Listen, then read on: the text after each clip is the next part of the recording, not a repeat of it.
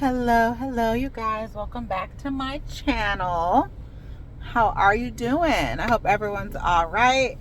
I know with this eclipse, everyone's been either extra sleepy, or people have been getting the best sleep of their lives. I mean, there hasn't really been any in between from what I've been witnessing, or whatever the case may be.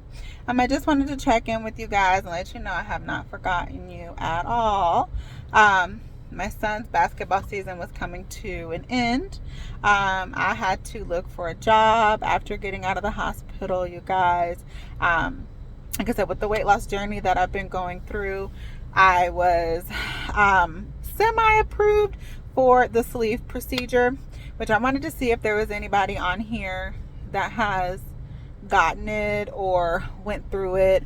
I feel like I've kind of hit like a stumbling block. I took the Mounjaro shot for about, I want to say it's been about 8 months, and I've lost about 50 to 60 pounds. There'll be like some water weight or bloating if I'm on my cycle. And it helped me. However, I don't have a gallbladder. So sometimes, as they call it, you're having to use the bathroom all the time. It helped me to where it controlled my bowels. And I didn't have appetite. But sometimes when you have mental health going on and things like that, some of the medications that you may take for your mental health may cancel out the Mounjaro. So I just wanted to know if there's anyone out there that has any type of advice, because I'm kind of in that space where I'm like, okay, do I cut off half of my stomach, or that big of a portion of my stomach, and for the rest of my life not be able to enjoy sitting down with my family for a meal, or have I controlled it enough to where I'm able to say no, which I know I am able to say no, and I am able to, not eat the foods that are bad for you. But sometimes we do, maybe get upset, or we want to do something with our friends and we'll cheat, which is totally fine. I'm just, like I said, at a standstill, and I don't want you guys to think that I forgot about you or anything like that, because that's not the case. I mean, this has been a great outlet. My son does play varsity basketball for a very, very demanding sports team. There's always something going on. They're always having some kind of banquet, which there's one tomorrow. As you can see on my shorts, they had donkey basketball this weekend, which I've never heard of anything crazy like that in my life. It was funny, but it was absolutely absurd. Also, he does travel ball, so he has AAU every Tuesday and Thursday. I have to drive him about an hour away. So like I said, I was blessed to get a job, in the city that I live in. Being a single mom, I have to have more than one job, so as soon as I got off of this job, I'm doing Favor, which is something that is a Texas bound job, where we go pick up groceries from the grocery store and we deliver them. There's a lot of elderly people in my area as well. So I feel like I'm doing a service, and I cry a lot because I'm just like, oh my God, there has to be more to life.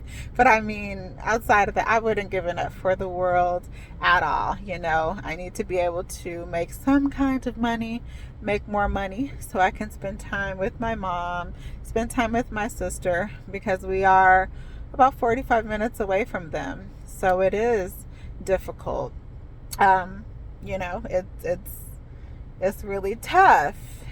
Sometimes with my mom, we may get into it, or we may bump heads, but I mean, without her, I don't know where I'd be. She's the best mom ever. And I just want to tell you guys just to cherish the people that are in your lives that are helping you.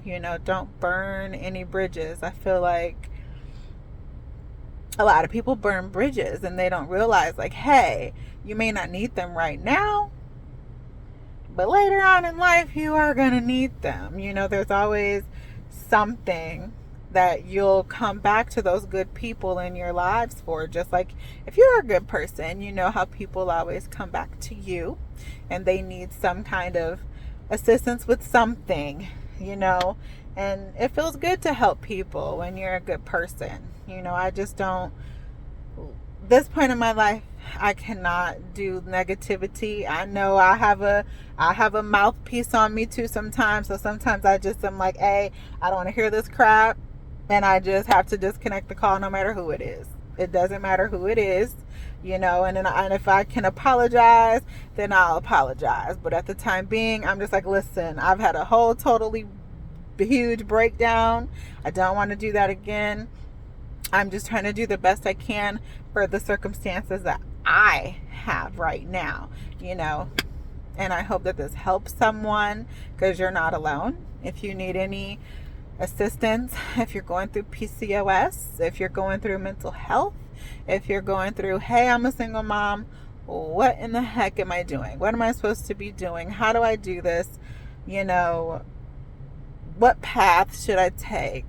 You know, you are more than welcome to ask me, and I'd be more than happy to help you and guide you through that, because my son will be 17 next month, and it's been tough, like I said, but I feel like I have gotten that area pretty much in check. You know, I'm terrified for him graduating and what's to come next year, but I'm just taking it one day at a time, one prayer at a time, you know, one breakdown at a time. Like my mom used to tell me, she used to tell me all the time that she used to get in the shower and cry. And she'd be like, I'd be in the shower crying, Brandy, you have no idea. Now I have an idea, you know. And yesterday, me and my mom, we didn't get into it, but sometimes we just have yelling matches and it sucks. And I just want to say sorry to her. Sometimes a phone call just doesn't do it. You know, it's just like, what do? I feel like I feel bad, even though I'm just like, you know, sometimes it's a responsibility of both. And my mom will always apologize if she feels she's wrong, which is the best trait to have. Because if you cannot admit when you're wrong, that's not a good thing, you know. And I have a wonderful baby sister.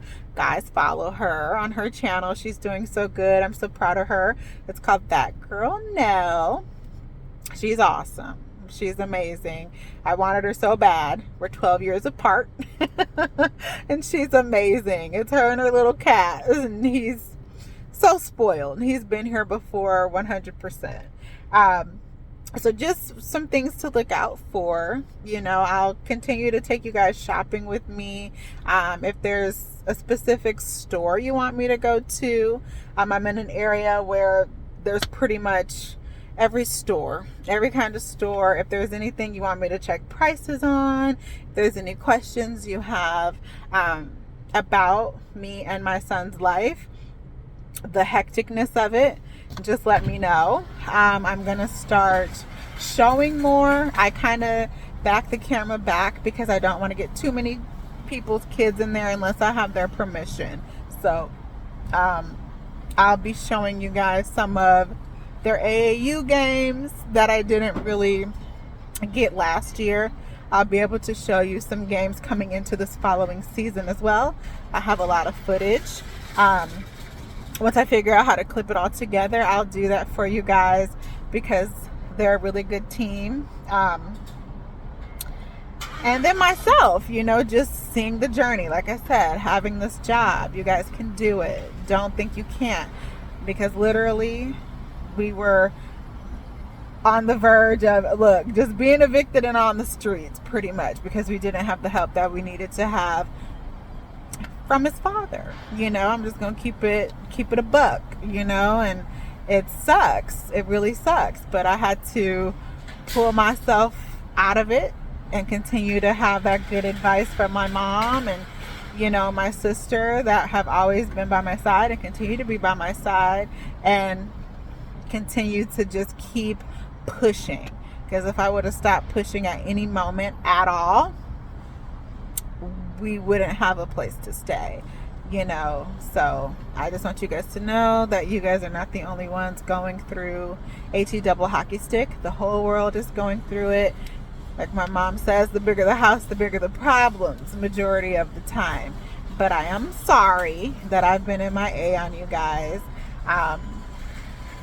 I'm just like, hey, now I'm getting myself back. Super excited about Bridgerton as well. Like, how are we feeling? How are we feeling about Bridgerton and Penelope? We have the plus size girl. Whoop, whoop. The outcast coming in, saving the day. I'm so excited. I'm so super stoked about Bridgerton. I don't know what to do. I'm like, woohoo! So I'm so excited about that. I'm going to have to, rewatch it and get into that as well again, because that's so awesome that they have the outcast coming, plus size girl coming and doing her darn thing, So just continue, you guys, to stay healthy, eat healthy, just pay attention to, everything that's going on around you.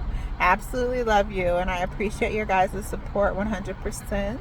You take care. Please share, subscribe. We just gonna keep this space real quiet, calm, and collect. Once again, I love you. Take care.